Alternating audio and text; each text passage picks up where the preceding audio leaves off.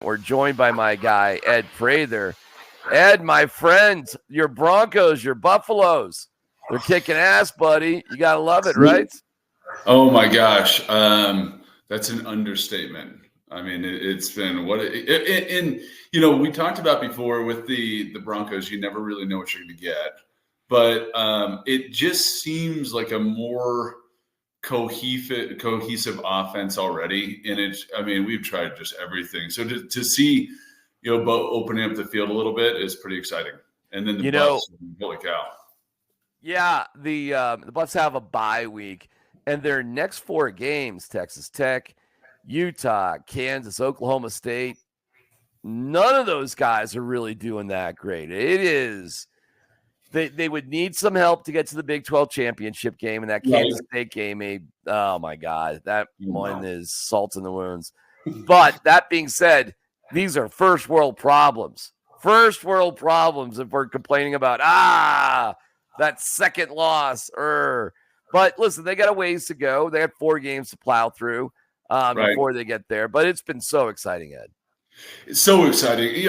I've looked at some of the iterations, like with K-State, Iowa State, and just seeing. Yeah. And they, if I'm not mistaken, those two play the last game of the season. And unless it's a blowout, you would think that they could still finish 1-2 in the Big 12. But it's not too far fetched, and I'll tell you what. I mean, 6-2 is pretty exciting and in pretty awesome fashion. I mean, the K-State game was a heartbreaker, but since then it's been pretty dominant performances. I absolutely love it. And your Broncos. So Sean Payton says to the whining and complaining of the Panthers players yesterday, he goes, play better. Like, you don't like it, play better. And Ed, as a metaphor in life, I think I like that a lot.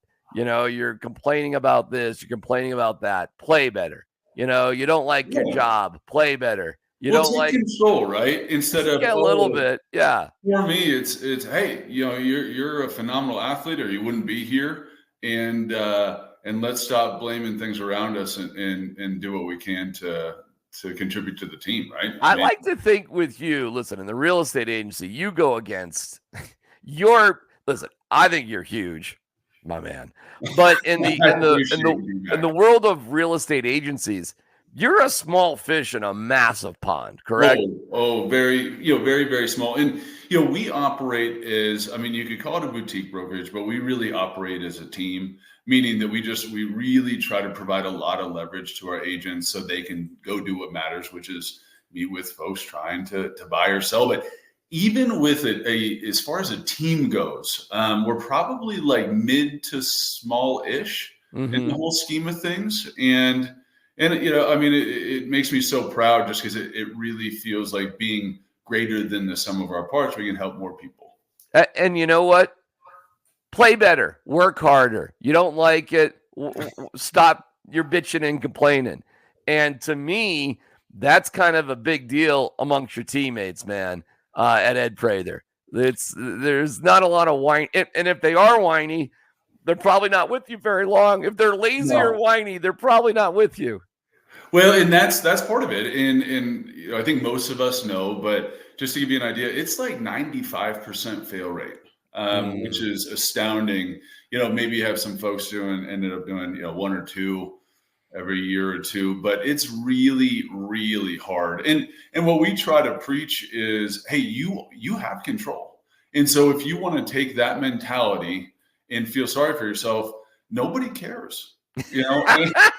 But, hey, the world will keep turning. That is very much on point with the Panthers players, and I get it. I mean, like in the fourth quarter, but at the end of the day, hey, we're here to score points, and we need to continue controlling what we can control. Yeah, play better. Shut up, Panthers. Talk about soft. Oh my God. My Lord, give me a break.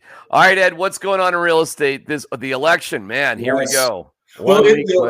It's not just the election, actually. We've got 3 big things coming up within the matter of like a week and a half. We've got a big jobs report coming on Friday. We've got the election, and also the Fed is meeting. Oh, and so it's really, by all economic indicators, or most certainly, the economy is doing well. But what's interesting about that is the sentiment. The consumer sentiment is not great. And I think a big part of that is disposable income has come down. So it maybe feels a little bit tighter, than it used to. Obviously, borrowing, credit cards, are much higher now. But it'll be really interesting to see what happens in the next 10 days. And I think it will say a lot about the next couple of quarters, how mortgage rates respond, what kind of economic news. And obviously, we talked about this last time, but gosh, I think it's 9 out of the 10 last election cycles. We've seen values go up, and we've seen the volume of sales go up. And, just seeing it at how low the amount of sales is. I mean, we're at like 1995 levels. It's incredible. That, we would expect that to go up, but that needs to sort of be in lockstep with rates. So we know they'll come down in the long run, but I think we're all hoping that the long run is more of a short run. We encourage you to reach out to Ed at edprather.com. That's Ed, Prather.com. He'll get you started in the right direction. He'll start the conversation. And there's a reason why I trust Ed, because they play better. They don't whine. There's no excuses. They get it done. Seriously, dealing with Ed and his team, everything is how can we get it done, not how we can't get it done. That is true. And Absolutely. Complex situations and problems, but there's always a solution. Yeah, man. And that's why I love Ed and his team, and Ed's the best. All right, brother.